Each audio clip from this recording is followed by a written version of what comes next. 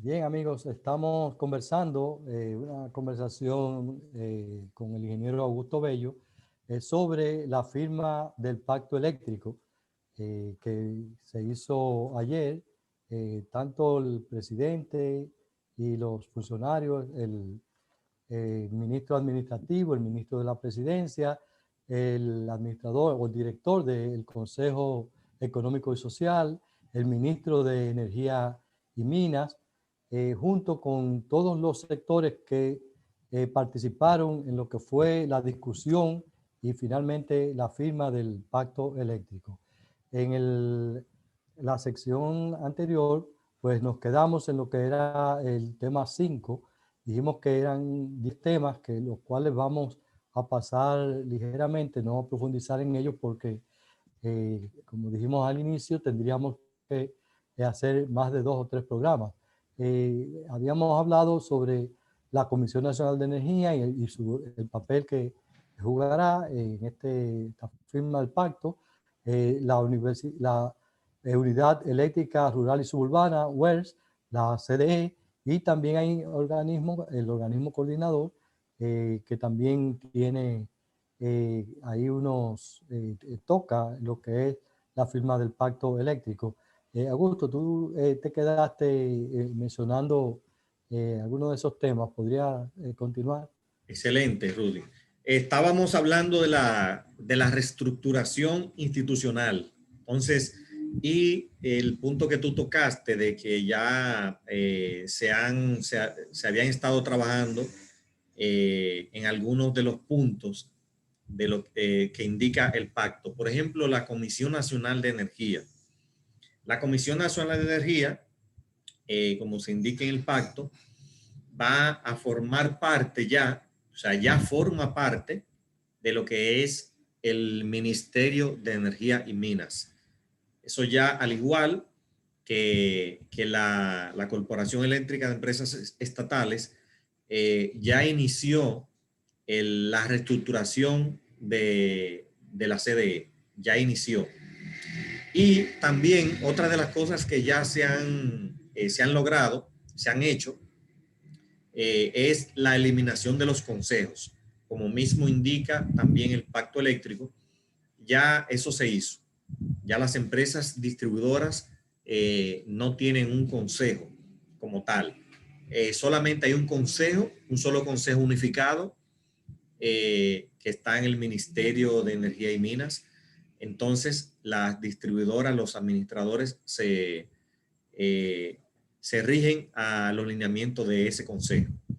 Entonces, también como indicabas sobre el organismo coordinador, el mismo pacto indica que se deben revisar los estatutos para que lógicamente haya un equilibrio entre las empresas que toman las decisiones, porque por ejemplo, en el organismo coordinador están varios bloques, un bloque de generación privada, está la empresa de transmisión, un bloque de generación hidroeléctrica y un bloque de distribución. Entonces, realmente, como pueden ver, el bloque de generación es un solo, el estatal, el privado, es un solo. Entonces, el bloque de distribución es público, también es público la empresa de transmisión, que es otro bloque, y la empresa de generación hidroeléctrica, que es otro bloque, que también es público. Entonces se pudiera entender que la balanza se inclina más para lo público. Entonces lo que indica el pacto es que se van a revisar los estatutos de forma tal que se logre un equilibrio.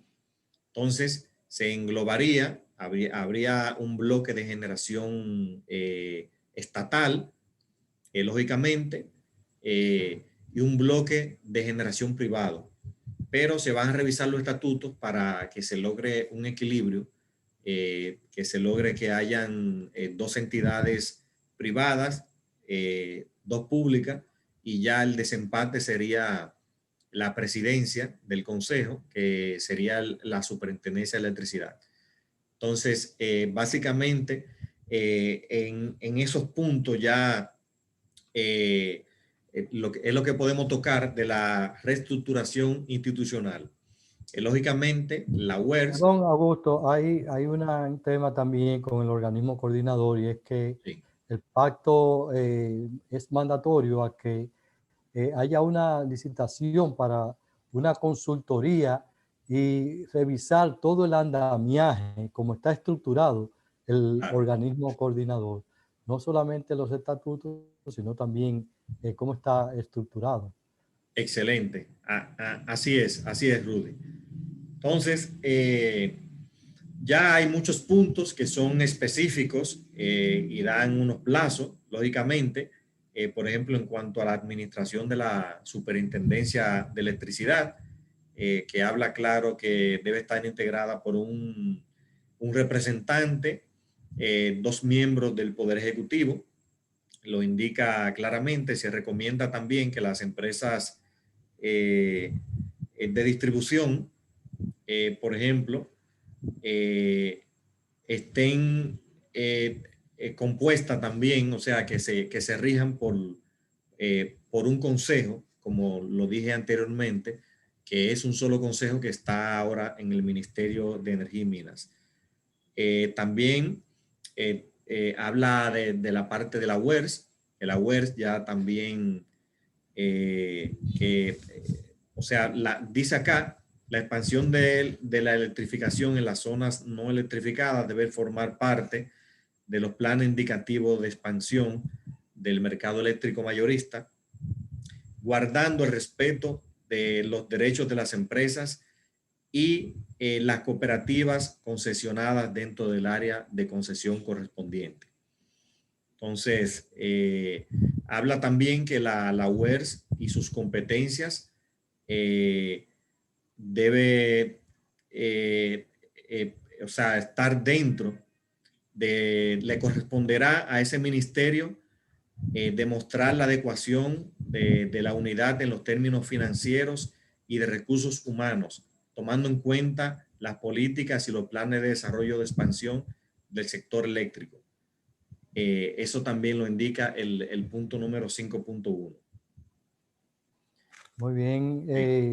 Eso, digamos, serían los temas más importantes o sea, los puntos más importantes del tema 5. Ahora entrando al tema 6, que serían los sistemas aislados. En el pacto está establecido que el regulador va a regular, valga la redundancia, a los sistemas aislados. Así es. Sabemos que hay tres sistemas aislados, que es Luz y Fuerza Las Terrenas, Distribuidora del Limón y Central Eléctrica Punta Cana Macao, lo que le llaman SPEN. Pues entonces va a regular, no solamente a regular, sino a poner la tarifa, que debe ser una tarifa basada, o sea, la tarifa técnica es la que debe primar junto con la tarifa técnica que en la zona de concesión tienen las tres distribuidoras estatales.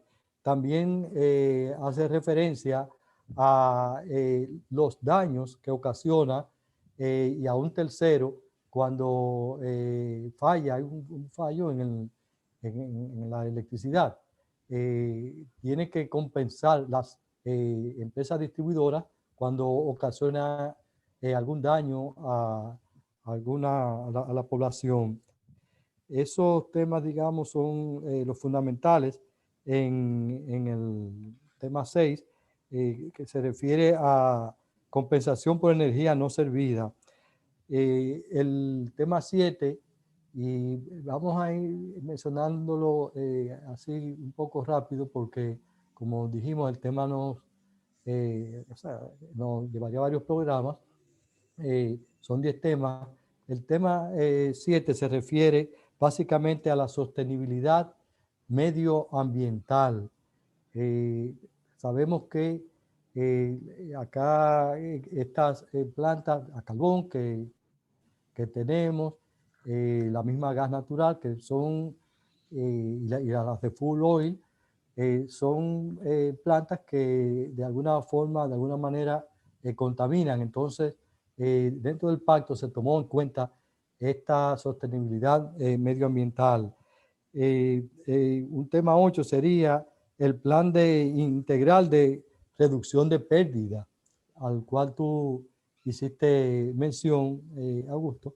Un tema nuevo sería la sostenibilidad financiera que ha de tener el sector, y el último sería el tema 10, que es lo lógico. Luego que se firma un pacto, pues tiene que haber un seguimiento, y él contempla una veeduría y un seguimiento a través de indicadores del gobierno, pero he adelantado, los he ido mencionando para que retomemos entonces, Augusto, y tú nos hables, por ejemplo, el sistema aislado, el punto que tiene que ver con la regulación y la tarifa en los sistemas aislados. Sí. Sí, así es, Rudy. Por ejemplo, el punto 6 habla claramente sobre los sistemas aislados, que indica que los sistemas aislados, es muy importante ese punto, deberán estar sometidos a las políticas de regulación y supervisión por parte de la empresa de electricidad y su régimen tarifario, que deberá establecerse en función a la tarifa técnica, como tú indicas claramente.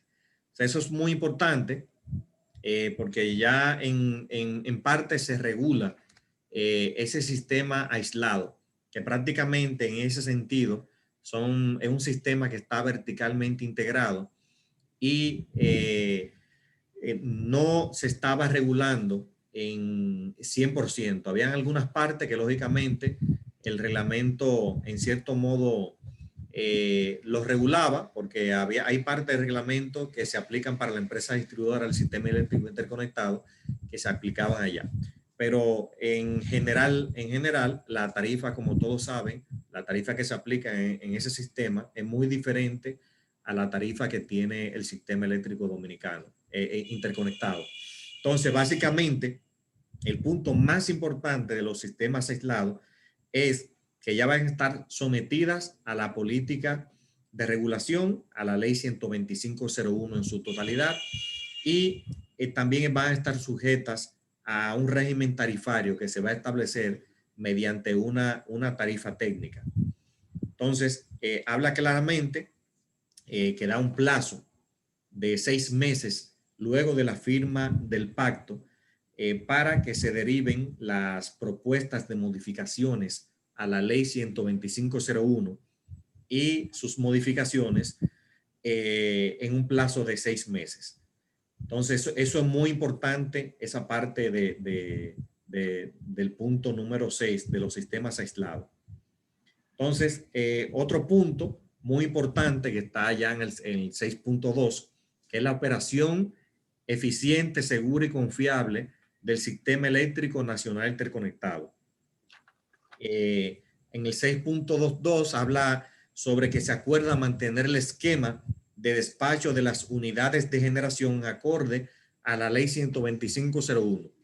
Se entiende, lógicamente, promoviendo la realización de estudios periódicos para la optimización del mercado eléctrico mayorista. Entonces, es muy importante ese punto, porque se entiende que el esquema de despacho de las centrales que se hace hoy día en República Dominicana se está haciendo de manera eficiente. Por ejemplo, las centrales se despachan garantizando el mínimo costo. Por eso es que, como habíamos explicado en el programa anterior, que hablábamos cómo se hacía una lista de mérito. O sea, por eso indica que se mantiene el esquema de despacho de las unidades, porque las unidades se van despachando desde la más barata hacia la más cara. Primero la planta base, como son las renovables, la hidro, esas centrales que no declaran costo, y luego entonces se van despachando las centrales que sí declaran costo, desde la más barata hasta la más cara, a medida que va incrementando la demanda. Es muy importante ese punto.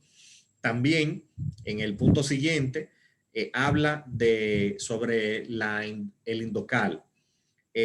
O sea, se acuerda elaborar por parte de la Superintendencia de Electricidad la norma relativa a las características de los medidores a utilizar en el Sistema Eléctrico Nacional, conjuntamente con el Instituto de Calidad Dominicano, Indocal, el cual establece ya los protocolos de verificación y certificación y calibración de los medidores. Eso es muy importante porque eso va a garantizar que hoy día los usuarios que se quejan en gran medida de que algunos medidores, como por ejemplo, hay múltiples reclamos que hacen los usuarios cuando le llega la energía cara, lógicamente le echan la culpa al medidor. Entonces, ya se van a hacer una normativa transparente que los mismos usuarios la podrán tener, mediante el cual se van a establecer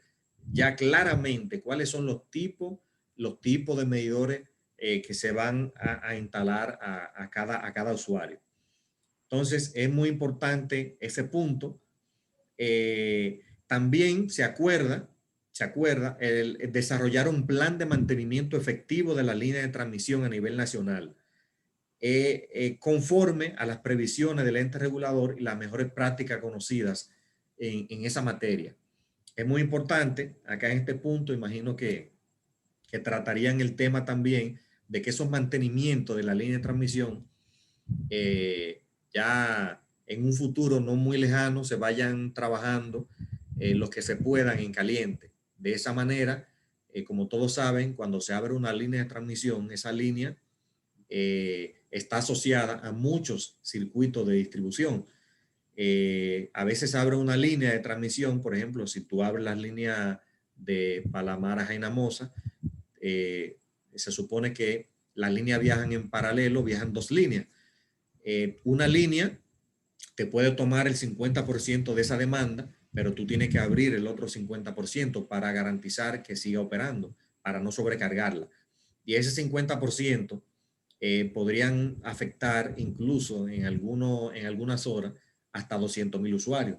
Entonces, dependiendo del mantenimiento, entiendo que se crearán las normas adecuadas de mantenimiento para que algunos se den en caliente.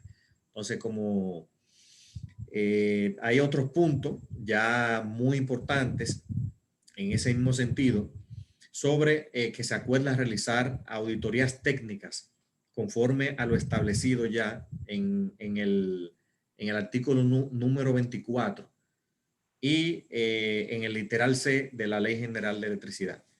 Entonces, también un último punto, Rudy, para hacerte la palabra, habla que la Superintendencia de Electricidad realizará oportunamente cada 4 años la actualización de los estudios del costo marginal de potencia.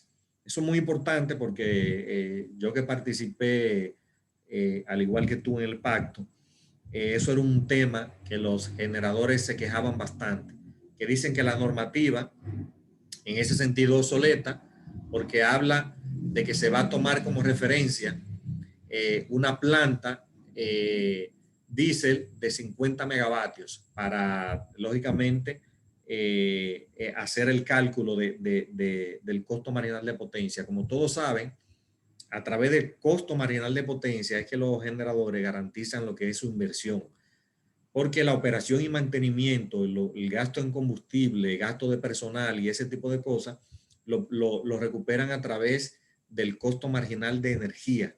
Pero si la planta no es despachada, lógicamente debe recuperar su inversión a través del costo marginal de potencia. Entonces, aquí habla claramente que se realizará oportunamente cada 4 años la actualización mediante estudios del cálculo del costo marginal de potencia. Eso es muy importante. Dicha actualización será realizada por expertos que deberán considerar los costos reales de desarrollo de los proyectos en el país y el cambio de tecnología. Porque el reglamento, la ley 125.01, como se fue creada en el año 2001, del año 2001 a la fecha, ya hay muchos cambios de tecnología, ya hay más ciclo combinado, centrales a gas natural, incluso los motores diésel son motores duales que pueden funcionar tanto con fuel oil como con gas natural. Y la central que está fijando el precio no necesariamente es una turbogás como estaba previsto en la ley. Eso es un punto muy importante. Entonces, te cedo entonces la palabra, Rudy, para que toque cualquier otro punto antes de seguir entonces al punto número 7. Ya casi estamos llegando al final. Nos faltaría tocar solamente, casi porque no nos da tiempo para profundizar, lo que sería, bueno, hablamos del punto 7, que es el de la sostenibilidad medioambiental.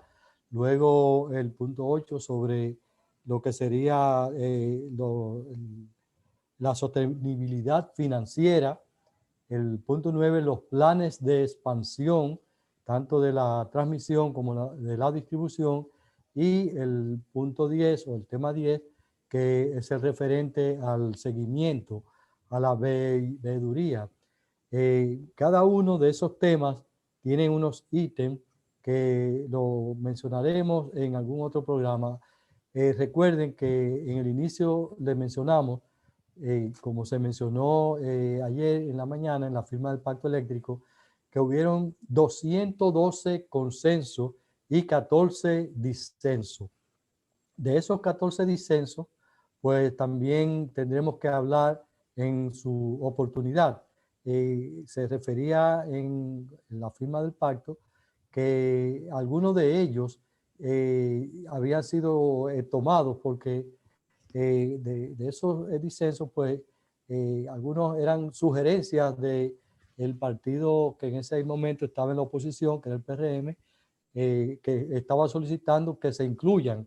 No se incluyeron y ahora al estar pues en el gobierno, pues entonces ellos lo han incluido y se refiere al de las auditorías a las 3 distribuidoras estatales, la auditoría a la construcción de la central térmica Punta Catalina, y esos forman parte del disenso, pero que se están, digamos, las nuevas autoridades pues lo están retomando. Esos y otros temas, pues tendríamos que abordarlo. De todos modos, ellos dijeron en la firma que esos disensos no se van a echar a un lado, sino que estarán pendientes para irlo en su momento colocando dentro del pacto eléctrico. Esta ha sido más o menos una panorámica de lo que se firmó ayer en el pacto eléctrico, que como dijimos al inicio, forma parte de la ley 1201, la ley Estrategia Nacional de Desarrollo, que al igual que la de educación y la de el pacto fiscal, pues es mandatorio. De esta manera, amigos televidentes, hemos llegado al final de esta sección Energizando RD del programa por la mañana. Ya no nos queda tiempo para más y de esta forma nos despedimos y le decimos hasta la próxima semana. Pasen muy buen día. Bien, buen día.